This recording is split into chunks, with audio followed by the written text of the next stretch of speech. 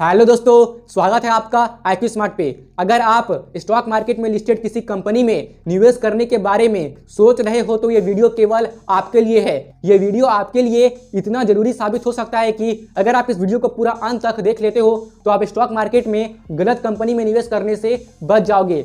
मैं आपको ये कहना चाहता हूँ कि जब भी हम स्टॉक मार्केट में लिस्टेड किसी कंपनी में निवेश करने से पहले जब हम उस कंपनी की अच्छे से फंडामेंटल एनालिसिस कर रहे होते हैं तो हमें उस कंपनी की दो तरह की फाइनेंशियल स्टेटमेंट दिखती है। एक होती है आपकी स्टैंड अलोन फाइनेंशियल स्टेटमेंट और एक होती है आपकी कंसोलिडेटेड फाइनेंशियल स्टेटमेंट। तो इन दोनों तरह की फाइनेंशियल स्टेटमेंट को समझना आपके लिए बहुत ही जरूरी है।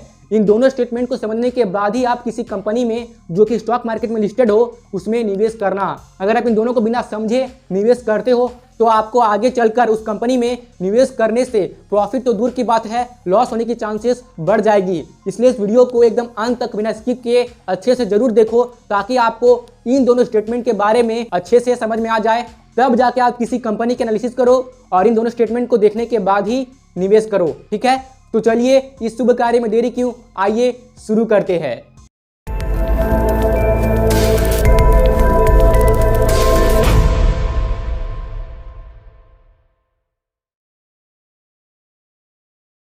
तो दोस्तों आइए अब हम ये समझ लेते हैं कि वो कौन सी किसी कंपनी की दो तरह की फाइनेंशियल स्टेटमेंट होती है जिनके बारे में जानना हमारे लिए अत्यंत जरूरी है अगर हम स्टॉक मार्केट में लिस्टेड किसी कंपनी में इन्वेस्टमेंट करना चाहते हैं तो। लेकिन सबसे पहले आप इस चीज को भी बहुत ही ध्यान से समझिए। जैसे कि मान लीजिए कि एक कंपनी है जिसका नाम है XY लिमिटेड और ये एक EV कंपनी है, यानी कि ऐसी कंपनी जो कि इलेक्ट्रिक व्हीकल्स बनाती है, मतलब कि ऐसी वाहनें जो कि इलेक्ट्रिक से चलती हो। तो XY लिमिटेड भी एक EV कंपनी है। ठीक है, अब मान लेते हैं कि इस कंपनी की एक और कंपनी है जिसका नाम है FZ लिमिटेड और ये कंपनी क्या करती है, ये टायर्स बनाती है, व्हीकल्स की टायर्स बनाती है। ठीक है ना। और XY लिमिटेड की एक और कंपनी है जिसका नाम है AF लिमिटेड और ये क्या करती है कि ये कंपनी इलेक्ट्रिक व्हीकल्स के लिए बैटरी बनाती है। तो ये जो दो कंपनी है ना, AF लिमिटेड और FZ लिमिटेड, तो ये दोनों ही कंपनी XY लिमिटेड की ही कंपनी है।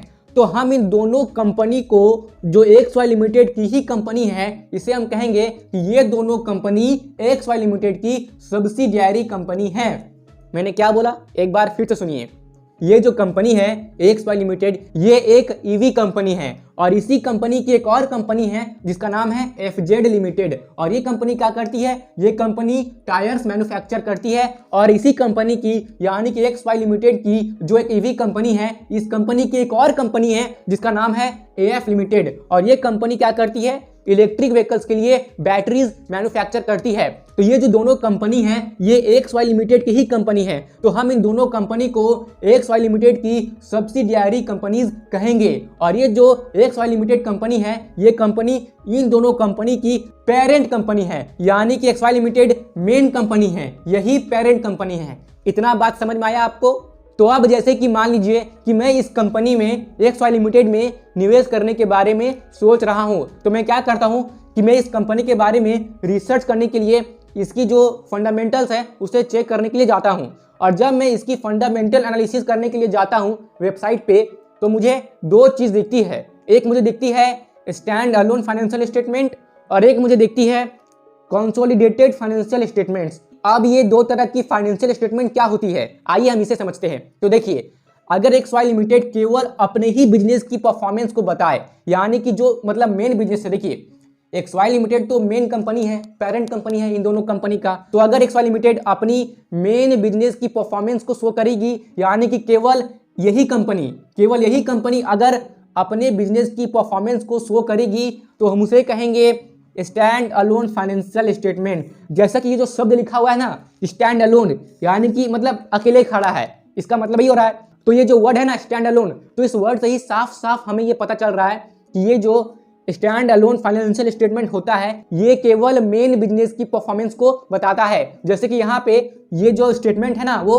XY लिमिटेड की ही मतलब फाइनेंशियल स्टेटमेंट को बता रहा है। ठीक है, अब दूसरी तरह की फाइनेंशियल स्टेटमेंट ये होती है जब मेन बिजनेस के साथ सब्सिडियरी कंपनीज की भी परफॉर्मेंस को ऐड कर दिया जाए। जब मेन बिजनेस और सब्सिडियरी कंपनीज की बिजनेस की परफॉर्मेंस को दोनों को एक साथ मिला के जो फाइनेंशियल स्टेटमेंट दिखाया जाता है ना, उसको कहते हैं कंसोलिडेटेड फाइनेंशियल स्टेटमेंट। जैसे कि यहाँ पे XY लिमिटेड मेन बिजनेस है, मेन कंपनी है, और ये दोनों इस कंपनी की सब्सिडियरी कंपनी है, ठीक है ना। तो अगर हम क्या करते हैं कि हम XY लिमिटेड कंपनी की जो भी बिजनेस परफॉर्मेंस है उसके साथ साथ अगर हम FZ लिमिटेड और AF लिमिटेड की भी बिजनेस परफॉर्मेंस को ऐड कर दे और सबको एक साथ में दिखाए, तो इसको हम कहेंगे कंसोलिडेटेड फाइनेंशियल स्टेटमेंट। देखिए, मेन बिजनेस की परफॉर्मेंस, ठीक है, साथ में सब्सिडियरी कंपनीज की परफॉर्मेंस यानी कि AF लिमिटेड और FZ लिमिटेड, इन दोनों को मैंने इसके साथ जोड़ दिया। अब जो पूरा जो टोटल स्टेटमेंट बना उसको हम कहेंगे कंसोलिडेटेड फाइनेंशियल स्टेटमेंट। अब आपको आ रहा समझ में कि इन दोनों स्टेटमेंट का अर्थ क्या होता है। अब एक चीज और समझिए, तो जब भी हम किसी कंपनी की स्टैंड अलोन बैलेंस शीट देखते हैं तो हमें केवल उसी कंपनी की बैलेंस शीट दिखेगी। जैसे कि यहाँ पे अगर हम XY लिमिटेड की स्टैंड अलोन फाइनेंशियल स्टेटमेंट देखते हैं तो हमें केवल XY लिमिटेड जो कि ईवी कंपनी है केवल इसी की बैलेंस शीट दिखेगी, यानी कि केवल इसी कंपनी की एसेट्स और केवल इसी कंपनी की लायबिलिटीज हमें दिखेगी, ठीक है ना। और अगर हम XY लिमिटेड की स्टैंड अलोन इनकम स्टेटमेंट देखते हैं तो हमें केवल इसी कंपनी की इनकम स्टेटमेंट दिखेगी कि इससे कितना प्रॉफिट हुआ, इससे कितना लॉस हुआ, वगैरह वगैरह, ठीक है ना। और अगर हम केवल XY लिमिटेड की stand alone cash flow statement देखते हैं, यानी कि कंपनी के पास कितना कैश है, तो केवल हमें इसी कंपनी का कैश फ्लो स्टेटमेंट दिखेगा। और अगर हम केवल XY लिमिटेड की ही stand alone statement of change in equity देखते हैं तो हमें केवल इसी कंपनी की ये वाली डेटा दिखेगी। और अगर हम XY लिमिटेड की कंसोलिडेटेड फाइनेंशियल स्टेटमेंट में बैलेंस शीट देखते हैं तो हमें इन दोनों कंपनी का मिला के साथ में इसका भी इंक्लूडेड, यानी कि इन तीनों कंपनी का जो मिला के जो मतलब टोटल बैलेंस शीट आएगा ना, हमको वो देखने मिलेगा कंसोलिडेटेड फाइनेंशियल स्टेटमेंट्स में, ठीक है ना। और अगर हम XY लिमिटेड की income statement, cash flow statement और statement of change in equity consolidated form में देखते हैं ना, तो हमें इन तीनों कंपनी की जो डेटा है वो साथ में मिलेगी। इसलिए ऐसा होता है कि जब भी हम स्टैंडअलोन स्टेटमेंट देखते हैं तो क्या होता है, स्टैंडअलोन फाइनेंशियल स्टेटमेंट में हमें जो डेटा दिखती है वो कंसोलिडेटेड फाइनेंशियल स्टेटमेंट से कम भी दिखती है और अलग भी दिखती है। तो अब तो आप इस बात को समझ गए होंगे कि क्यों हमें कभी कभी एक ही कंपनी की अलग अलग वेबसाइट पे अलग अलग डेटा यानी कि अलग अलग फाइनेंशियल स्टेटमेंट दिखती है। क्योंकि मान लीजिए कि इस वेबसाइट ने आपको उस कंपनी की स्टैंड अलोन फाइनेंशियल स्टेटमेंट दिखाया और इस वेबसाइट ने आपको सेम कंपनी की कंसोलिडेटेड फाइनेंशियल स्टेटमेंट दिखाया।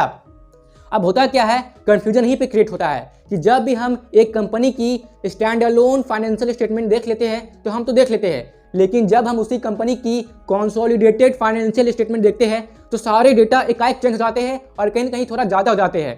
तो ऐसा क्यों होता है, अब आपको मालूम है, क्योंकि स्टैंड अलोन में केवल सिंगल कंपनी की डेटा होती है और जबकि कंसोलिडेटेड फाइनेंशियल स्टेटमेंट में सारे कंपनी की यानी कि जो पेरेंट कंपनी है और जो सब्सिडियरी कंपनी है उन सब की डेटा होती है। और जब भी आप किसी वेबसाइट पे किसी कंपनी की फाइनेंशियल स्टेटमेंट की एनालिसिस करते हो तो वहाँ पे ऑप्शन होता है कि आप उस स्टेटमेंट को स्टैंड अलोन में देखना चाहते हो या कंसोलिडेटेड में देखना चाहते हो। इस बात को आप माइंड में रखना, ठीक है ना। अब एक सवाल मन में और आता है कि जब भी हम किसी कंपनी की एनालिसिस करते हैं उसमें निवेश करने से पहले तो हमें ये वाली स्टेटमेंट देखनी चाहिए या हमें ये वाली स्टेटमेंट देखनी चाहिए। तो मैं आपको ये बोलूंगा कि आपको दोनों स्टेटमेंट ही देखनी चाहिए। खास करके आपको कंसोलिडेटेड फाइनेंशियल स्टेटमेंट्स तो देखने ही देखने चाहिए। ऐसा क्यों, मैं आपको समझा रहा हूं। मान लीजिए कि मैं XY लिमिटेड की जो कि एक ईवी कंपनी है इसकी केवल स्टैंड अलोन फाइनेंशियल स्टेटमेंट्स देखता हूं, तो मैं क्या देखूंगा कि केवल इसी कंपनी को कितना प्रॉफिट हुआ, कि केवल